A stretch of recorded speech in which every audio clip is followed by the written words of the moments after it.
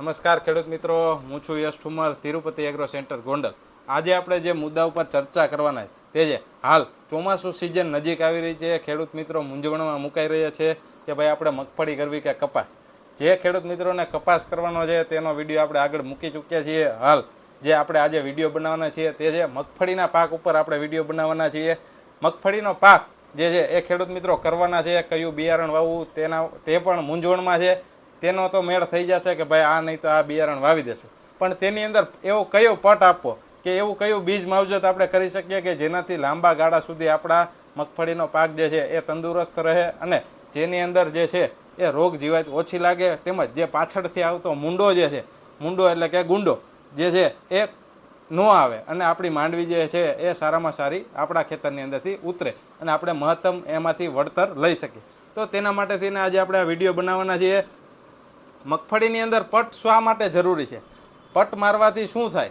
તો કે પટ મારવાથી જે છે એ સારી અને સરખો ઉગાવો લે, ત્યારબાદ જે ઉગતાની સાથે જે ઉગસૂકનો રોગ આવે, કાળી ફૂગનો રોગ આવે, તેમજ જે બીજની અંદર જે ફૂગ રહેલી હોય જેને બીજજન્ય ફૂગ કહે છે તેના પર આપણે કંટ્રોલ કરી શકીએ. ત્યારબાદ જે લાંબા ગાળે એટલે કે છેલ્લા પીરિયડની અંદર જ્યારે છેલ્લા તબક્કાની અંદર મૂંડો આવતો હોય છે તો મૂંડાથી આપણે રાહત જે છે એ જો એડવાન્સમાં એટલે કે આગોતરું આયોજન કર્યું હોય તો ખૂબ સારું રિઝલ્ટ જે છે એ મગફળીની અંદર મળે.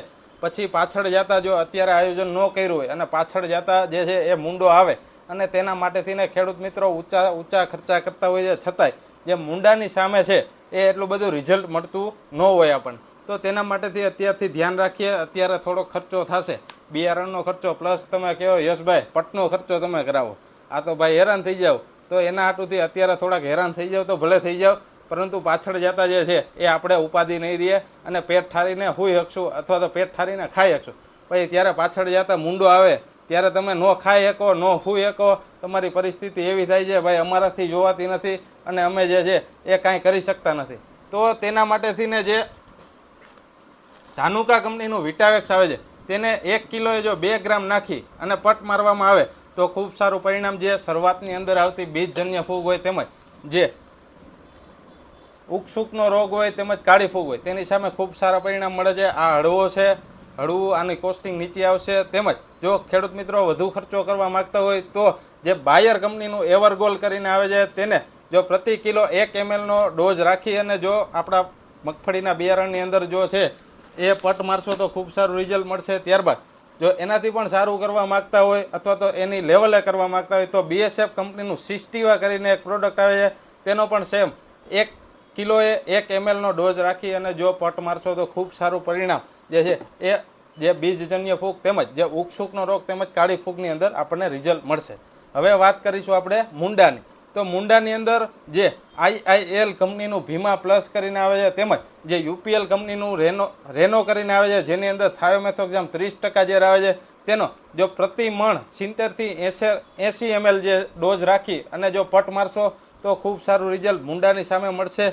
ત્યારબાદ જે ઘરડા કંપનીનું પોલીસ આવે છે તે 100 ગ્રામનું પેકિંગ લઈ અને 2.5થી લઈ અને 3 મણની અંદર જો પટ મારશો તો મૂંડા સામે ખૂબ સારું રિઝલ્ટ મળશે. ત્યારબાદ જે બેસ્ટ કંપનીનું ઘોટું કરીને એક પ્રોડક્ટ આવે છે તેની અંદર જો કિલોએ 2 ગ્રામ એટલે કે 100 ગ્રામનું પેકિંગ આવે છે, 2.5થી 3 મણની અંદર કરશો તો મૂંડામાં છેલ્લે સુધી તમને રાહત રહે. માંડવી તમારી પાકી જાય તો એમાં મૂંડો હશે તોય મૂંડો ખાઈ નહીં કે એવા રિઝલ્ટ આપણે જોયેલા છે. તો જરૂર અને જરૂરથી જે ફૂગનાશકની સાથે મૂંડાનો પણ ઉપચાર કરો, તેનાથી ખૂબ સારું રિઝલ્ટ મળશે. ત્યારબાદ જે નવી પ્રોડક્ટો છે અત્યારે હાલના સમય પ્રમાણે જે આપણે અપડેટ કહેવાય કંપની કે ભાઈ મૂંડાનું હેર આવી જાય અને ફૂગનું હેર આવી જાય એવું કંઈક આપો એવું ખેડૂત મિત્રો કહેતા હોય તો તેના માટે થઈને સહારા ઇન્ટરનેશનલ કેમિકલનું જે બીજ કોટ અલ્ટ્રા કરીને એક પ્રોડક્ટ છે જેની અંદર ઇમિડાક્લોરપિડ ઝેર આવે છે અને હેક્ઝાકોનાઝોલ કરીને 2 ઝેર આવે છે. એક ફૂગનાશક છે અને એક મૂંડા માટે છે.